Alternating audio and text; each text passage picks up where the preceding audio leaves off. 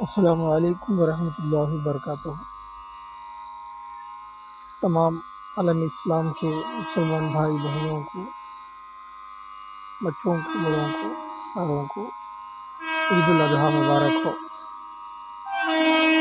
جو قربانی ہم دیتے ہیں خالصتاً اللہ کے لیے، جو قربانی ہم دیتے ہیں وہ خالصتاً اللہ کی رضا کے لیے ہمیں دینا ہے۔ نہ ریاکاری اس میں ہونی چاہیے، نہ دکھاوے کے لیے لوگ نام اچھا کہے، یہ نہیں۔ صرف اللہ ہماری قربانی سے رضا چاہتا ہے، صرف اللہ ہی کی رضا کے لیے ہمیں قربانی ادا کرنا ہے۔